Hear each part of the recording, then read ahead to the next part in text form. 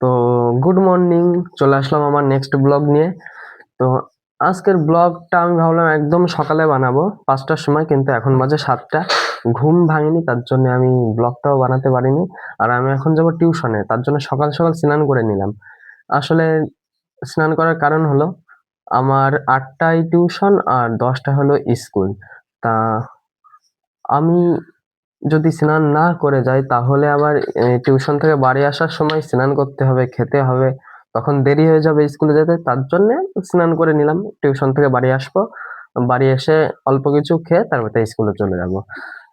তো চলো টিউশনে যাওয়ার ট্যুরটা তোমাদের দেখাই, কিন্তু ভিতরে টিউশনের ভেতরে ওই সব তো আর দেখাতে পারবো না, রাস্তায় দেখা হচ্ছে আবার। আয় আয় আয়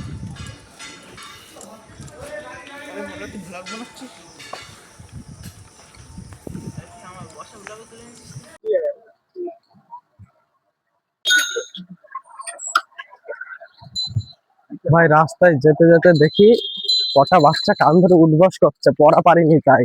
তুমি কি পারবা পড়া? আর সেটা ভিডিও করলাম, কিন্তু ভয়টা এটাই ছিল যে তার মাস্টার যদি দেখে ফেলে আমি ভিডিও বানাচ্ছি তাহলে আমি শেষ। তো এই যে আমি, আমার বন্ধু আর আমি এই যে যাচ্ছি পড়তে, এখন তা এখনো কেউ নেই রাস্তায়, একটু তাড়াতাড়ি মানে বেরোয় পড়লাম। তো গাইস, ফাইনালি প্রাইভেট থেকে পড়ে এখন বাড়ি যাচ্ছি। এই যে পাশে আমার বন্ধু, বলো কি বলতে চাও, বলো কি বলতে চাও তাই বলো।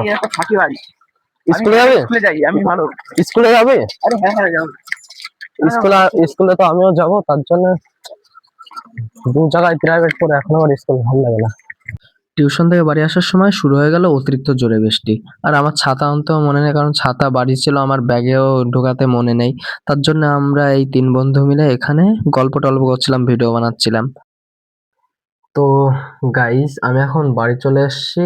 আর এর ভিতরে অনেক একটা কাহিনী হয়ে গেছে। মেন কথা কি, আমি ওইখানেই ছিলাম, তা সব বন্ধুরা মিলে আমাকে বলছিল ফুটবল খেলা করার কথা। তো আমি অনেকদিন খেলি না ফুটবল, প্রায় 2 বছর ফুটবল খেলি না। তা আমিও ভাবলাম চলো বৃষ্টির ভিতরে একটু ফুটবল খেলেই দেখি। তারপরে ফুটবল খেললাম, মানে তখন বাজে 10টা, মানে 10টা বাজবে বাজবে ওরকম।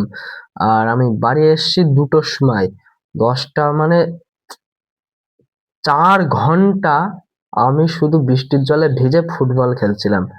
এখন এদিকে ভাবলাম ব্লগ বানাবো, কিন্তু কি করে বানাবো বৃষ্টির ভিতরে? কোনো ক্যামেরাম্যান নেই এক্সট্রা যে দূর দূর থেকে ভিডিও করবে যে আমি ফুটবল খেলছি। তাই মোবাইলের মতন ব্যাগের ভিতরে পেঁচিয়ে রেখে দিয়েছে, আর এদিকে আমি ফুটবল খেলা করছি। আর অনেকদিন পরে খেললাম, গা হাত পা সব পুরো ব্যথা হয়ে গেছে। তাই এখন ঘুমাতে হবে, তারপরে ঘুম থেকে উঠে দেখা হচ্ছে। তো ঘুম থেকে উঠে বললাম এবার যাব আমি ভিডিও শুটে, ভিডিও না সরি ফটো শুটে। ঘুমের ঝোলে উল্টো পাল্টা বকছি। চলে আসলাম বাড়ি।